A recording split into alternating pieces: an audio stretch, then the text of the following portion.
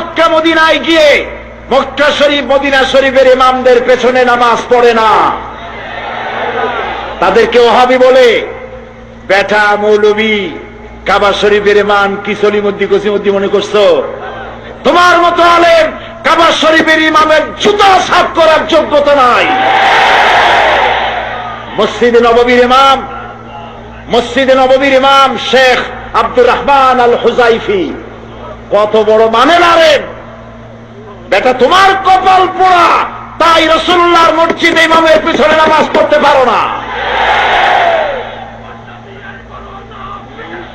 কাবা শরীফের ইমাম ফজিলাতুল শেখ আদ-ডক্টর আব্দুর রহমান আস-সুদাইস, সৌদ আশ-শুরাইম, আলী আল জাবের, ডক্টর সালেহ আল হুমায়দ, বিশাল আলেম এক একজন, সুবহানাল্লাহ।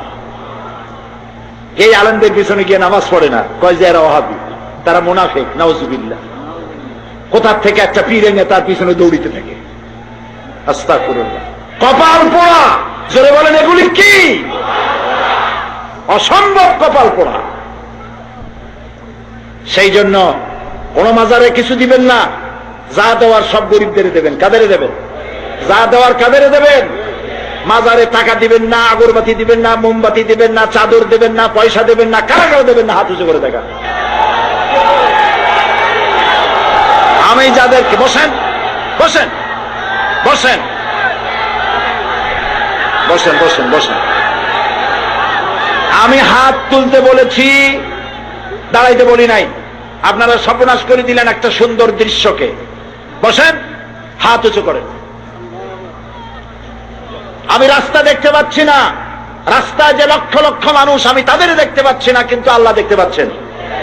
হাত উঁচু করে শপথ করেন, কোন মাজারে টাকা, চাদর, পয়সা, গরু, ছাগল কিচ্ছু দেব না। হাত তোলেন। আল্লাহ কবুল করুন, হাত নামান।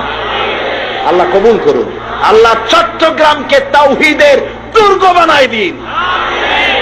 এই চট্টগ্রাম থেকে মুক্তিযুদ্ধ শুরু হয়েছিল, ঠিক না?